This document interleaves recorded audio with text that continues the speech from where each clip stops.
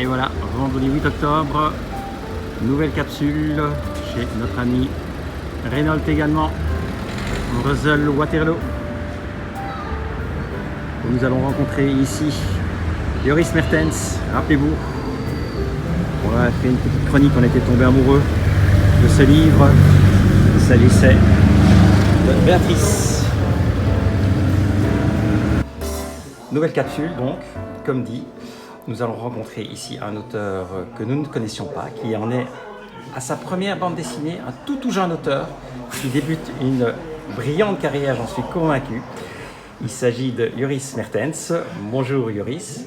Bonjour, comment allez-vous? Mais fort bien, je pense que toutes les précautions ont été prises, donc tu peux retirer ton masque, ce sera bien plus facile pour la suite. Merci. Voilà, long après-midi, une fois de plus. Tu as commencé à 15h? Oui, je crois, oui. Oui. C'est 3, je ne sais pas, il est déjà 6 heures. Je ne vais pas dire l'heure qu'il est parce que sinon tu vas vouloir partir très vite. Oui, oui. Tu n'as pas trop l'habitude non plus, c'est ta première bande dessinée. Et en général, j'ai toujours tendance à commencer mes interviews en posant une première question très très simple. Qui es-tu en 3 mots? Oh là là. En fait, j'ai 50 ans. C'est déjà 3 mots. D'accord, bon allez, on t'en accorde 2 en plus. C'est-à-dire, avant, je travaillais dans le cinéma déjà depuis 28 ans. Et alors, Béatrice, c'est mon début. Parce que j'avais toujours envie de faire autre chose qui ressemble aussi un peu à ce que je fais dans le cinéma. Parce que dans le cinéma, j'ai commencé dans le décor. Et après un peu d'effets visuels et aussi les storyboards, beaucoup de storyboards. Et ça m'a permis de travailler avec des réalisateurs et un peu de développer un langage d'image et d'essayer de raconter des histoires avec des images. Dans le cinéma, on dit parfois aussi il ne faut pas le dire, il faut le montrer. Et c'est ça que j'essaye de faire. Mais comme c'était mon début, je ne savais pas comment ça allait marcher, si ça allait marcher du tout. Mais apparemment, c'est sorti en France au début du Covid. Alors, malgré ça, ça paraît d'avoir marché assez bien dans cette niche de BD. Alors, comment t'es venue l'idée de sortir Béatrice? Parce que c'est quand même une BD internationale. Oui. Elle a une caractéristique qui fait que on peut la vendre partout sur la planète. C'était un peu l'idée de faire une histoire sans mots, sans paroles. Comme ça baisse, ça baisse les obstacles pour entrer dans les autres pays du premier coup, surtout dans la France.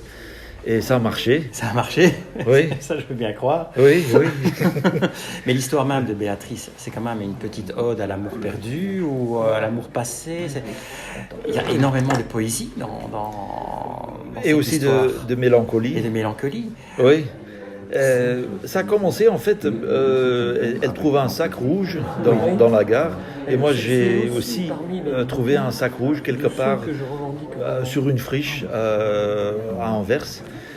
Et il y avait un album photo dedans. Et j'ai combiné ça avec aussi la mélancolie qui me tombe parfois dessus quand je vois des vieilles photos. Des gens qui ne sont plus là, des vieilles photos qui finissent dans la rue ou des marchés des puces. Et là, c'est un peu comme le disait Léo Ferré, avec le temps, tout s'en va. Et c'était aussi un peu l'idée de... Excuse-moi. L'idée que parfois on a que la meilleure vie est ailleurs, c'est aussi le concept que Béatrice trouve dans l'album photo. C'est des photos merveilleuses d'un couple des années 20 et ça lui donne aussi l'idée que la meilleure vie est ailleurs et sa vie à lui, à elle, n'est pas grand-chose. C'est monotone, sa vie à elle. C'est ça, oui. Pourtant, sa vie est en couleur. Et à la fin de l'album, sa vie est en noir et blanc. Oui, oui, je voulais faire l'inverse. Parce que normalement, dans les films, la vie monotone, c'est en noir et blanc et la belle vie, c'est en couleur. Mais c'était évident parce que ça allait dans les années 20, années 30, avec les photos en noir et blanc. Et là, ça me paraît évident de faire toute cette séquence. Je ne peux pas dire trop. Pas trop dire non plus, on ne va pas raconter la fin. Mais ça a un but, tous les couleurs. Et il y a trois époques aussi dans l'histoire. Et ils ont tous leur teinte. Oui, c'est ça. Tout à fait. Tu t'es occupé également de la couleur. Quand tu as dessiné, tu avais déjà une idée des couleurs ou bien tout était dans ta tête? Pas vraiment. C'est au fur et à mesure. C'était plutôt à fur et à mesure. J'ai collectionné des photos, des illustrations que j'aimais bien au niveau d'ambiance et de teinte. Et je suis parti de là. Et aussi son manteau rouge, c'est conçu parce que ça prend l'œil, ça dirige l'œil du lecteur là où je veux qu'elle va. Et oui, c'est aussi des couleurs de mélancolie et tout ce qui entraîne ça, des films aussi qui m'ont inspiré, aussi des films des années 60, années 60-70, aussi des films français avec Romy Schneider, Alain Delon, Jean Gabin. Et les endroits que tu as croisés à Bruxelles. On est à Bruxelles sans être à Bruxelles. Oui, ce qui est drôle. Tu as réinventé la ville comme tu la rêvais. C'est un peu, oui, c'est un Bruxelles imaginaire. Mais ce qui est drôle, les Belges et surtout les Bruxellois, ils disent bah oui, c'est Bruxelles. Et les Parisiens, ils disent bah oui, c'est Paris. Donc tu as réussi à créer la BD, non seulement sans texte, mais en plus qui va dans toutes les villes. Oui, mais c'est aussi surtout les toits de Paris. Ici et là, j'ai mis les toits typiquement Paris. Et c'est ça, évidemment, qui donne l'aspect Paris. Mais il y a aussi la gare d'Anvers là-dedans. Mais c'est surtout Bruxelles. Comment tu développais ton trait de personnage? Oula, tu es inspiré par des auteurs en particulier ou bien c'est toi qui as ta propre ligne?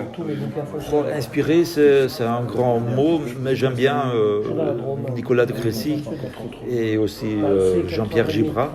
Mais c'est surtout une frustration que je sens quand je vois leurs dessins. C'est pas toujours positif, mais mon trait, c'est mon trait, je ne peux pas faire autrement. Et c'est venu comme ça. Oui, c'est un peu nerveux, un peu comment dire, gribouillé, non? Instinctif, on va mettre, c'est plus joli. Ça vient comme ça, sans réfléchir. Oui, mais j'essaye toujours de faire mieux, mais je vois toujours mes limites, c'est un peu difficile. Mais parfois, je regarde les dessins de Jean-Pierre Gibrat ou Nicolas de Crécy et je dis ça va pas aller, je dois arrêter, ça va plus. J'ai toujours tendance aussi à poser une question. Quelle est pour toi la bande dessinée ultime? Quel est l'album de bande dessinée qui pour toi t'a le plus marqué? J'en ai pas beaucoup, mais je me rappelle bien l'album Prosopopus de Nicolas de Crécy. C'était aussi les planches de la ville aussi sont très très nerveux, très. C'est comme il n'a pas soulevé son crayon, oui. Et ça m'a beaucoup plu. Et là, j'ai dit, je vais faire ça aussi. Ça pourrait me encore aller pour mon style de dessiner. Ton style de dessin. Oui, je viens de dire à mes collègues, je sais parler français pendant 15 minutes et 25 secondes et après, ça n'en va plus. On s'arrêtera après 15 minutes et 25 secondes. Oh non, je plaisante. Tu te rappelles encore la première bande dessinée que tu as lue? Oui, mais je ne sais pas comment ça s'appelle en français. On peut le donner en néerlandais. En néerlandais, c'était Paling & Co. C'était un auteur italien. Je ne sais plus. Mais Ok. non, je ne sais pas comment ça s'appelle en français. C'est un peu obscur, mais je crois quand même. Non, je ne sais Tu plus. avais quel âge? Oh, peut-être 10 ans, 9 ans. Et aussi, surtout l'école de chez Spirou, Tif et Tondu. Et bien évidemment, Gaston Lagaffe. Yeah.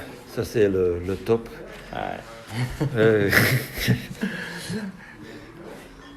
Béatrice est un succès, puisque malgré tout, tu as reçu un prix également, le prix Atonium. oui, c'est ça, oui. Jolie récompense pour une première. Oui, j'étais un peu étonné. Un peu étonné. Oui. Pourquoi? T'es si peu sûr de toi? Non, mais parce que Béatrice est toujours dans une niche de la BD. Et malgré tout, ça a bien marché. Mais un prix comme ça, c'est toujours un boost qu'on reçoit aussi parce que c'est un prix d'argent.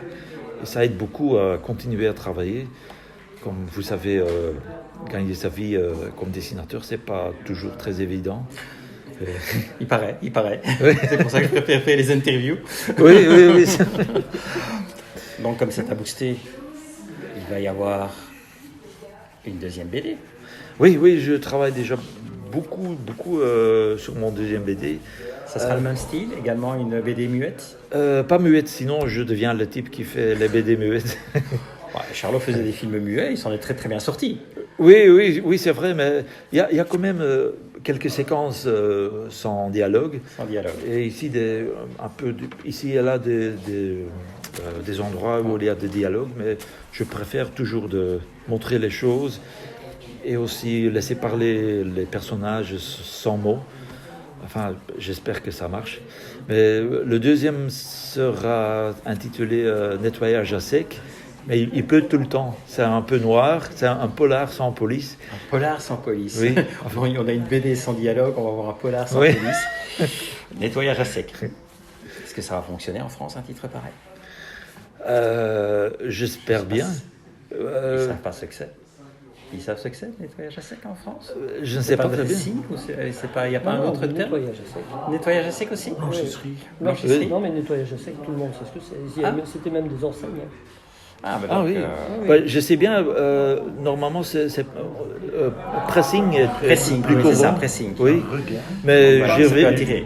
j'ai vérifié avec mon éditeur parisien. Il m'a dit, ouais, c'est un bon titre, on va prendre ça. Bah, c'est vrai que ça peut attirer. Il y a un endroit non. Oui, surtout parce qu'il pleut, aussi sur la couverture, nettoyage, je sais qu'il pleut. Et l'idée de la date? Mi-avril Mi-avril. 22. 22? Oui. Donc c'est demain. Oui, il y a encore beaucoup de travail. Mais cette fois, c'est pas avec une femme, mais avec un homme qui n'est pas très beau. Parce que j'ai remarqué que je suis pas très bien à dessiner des femmes. Parce que si je rate une ligne sur Béatrice, elle devient une femme très très moche. Et si on rate une ligne sur un homme qui n'est pas très beau, ça reste un homme qui n'est pas très beau. C'est plus facile. Tu travailles encore pour le cinéma et pour la télé, pour les feuilletons? En fait, non. Tu as été effectivement arrêté. Je travaille full-time. Sur la BD. Oui. Ça peut changer encore, mais pour l'instant, je travaille du matin au soir pour mon deuxième album. Et je vais voir où ça me mène. Je ne sais pas si je vais pouvoir continuer. Peut-être dans 2 ans, ça va couler. Je ne sais pas. On verra bien. Il n'y a pas de raison. Ouais, Et bon, tu verrais Béatrice à la télé ou en film d'animation? En fait, oui, je crois que ça pourrait marcher comme film et aussi un film d'animation. Mais on n'a pas encore de plan dans cette direction-là. Mais on ne sait jamais. Tu ne serais pas contre? Non, pas du tout. Pas du tout. Non, Je serais partant. Bon, ben, dans le cas où un producteur nous entendrait ou nous verrait. Oui, je crois que l'histoire est bien adaptable à une histoire d'animation, ou surtout en animation avec des décors un peu fantaisistes, comme dans le livre, une ville imaginaire avec beaucoup d'émotions et de sentiments ou bien de... Oui, oui, c'est ça. Oui, oui, oui. Cela te plairait-il de faire une BD avec un scénariste, un autre scénariste, éventuellement? Pas vraiment. Tu préfères travailler seul? Oui, parce que j'ai travaillé dans le cinéma toujours en exécutant des idées artistiques de quelqu'un d'autre. Et ça devenait un peu difficile, toujours me mettre dans la tête quelqu'un d'autre. Ça marche bien si on est sur les mêmes ondes avec les gens que je connais, mais ce n'est pas toujours le cas. Et en plus, si je travaille avec quelqu'un, il faut partager les droits. D'accord. Mais c'est bien possible dans le futur. On ne sait pas, mais pour l'instant, j'ai pas d'intention. Et si tu devais choisir, enfin, si un scénariste venait te proposer éventuellement, tu aimerais que ce soit qui? Aucune idée. Tu as une préférence? Non, pas vraiment. Pas vraiment. J'en connais pas beaucoup. C'est ça peut-être de rentrer dans le monde de la BD. Oui, mais en fait, je suis aussi plutôt inspiré par la photographie et le cinéma que par des autres BD. Et pour l'instant, je trouve encore assez d'inspiration dans ces domaines-là. Oui, mais je crois qu'on voit aussi dans mon travail que ça a inspiré un peu sur le cinéma. Le cinéma, oui, ça se voit beaucoup. Hein. Oui, je les crois. plans architecturaux, les pages de fil et tout sont quand même... Oui. Waouh, c'est costaud. Merci. Non, c'est pas moi qui ai dessiné, c'est toi. Ah, non. Donc, voilà. Mais c'est vrai, parfois je vois des BD et je vois que ça pourrait être mieux au niveau de découpage et aussi de plans et contre-plans. Et parfois il y a des gens qui dessinent plutôt une perspective isométrique. Que ça pourrait mieux parler d'avoir un peu plus de dynamisme dedans. Enfin, c'est ça que j'essaye d'atteindre, un dynamisme qui mène l'œil du lecteur au endroit là où je veux qu'il aille. Oui, je commence toujours des phrases que je ne sais pas finir en français, je suis désolé. Une dernière question, que pourrait-on te souhaiter? Ah, beaucoup d'argent. Écoute, non, évidemment. Sérieusement, non, en plus de beaucoup d'argent. Assez de succès pour continuer. Ça serait déjà mieux, enfin bien, pour que j'ai juste assez de succès pour continuer et en plus de succès après ça, parce que du succès, ça encourage de continuer, sinon c'est un travail très solitaire. Et on est toujours dans sa bulle, dans sa grotte, et ça aide parfois d'avoir des gens qui te disent ça vend bien, ça marche bien, tu vas toucher les droits ici et là, ça aide beaucoup pour être encouragé. Alors je veux bien beaucoup d'argent. Écoute, c'est tout ce qu'on te souhaite, il n'y a pas de problème. De notre côté, nous allons donc laisser Yoris poursuivre et on va faire une deuxième capsule si tout va bien. À mon avis, je pense que vous avez déjà compris, vous avez déjà découvert qui c'était, n'est-ce pas? D'ici là, à dans quelques minutes. Bye bye, merci.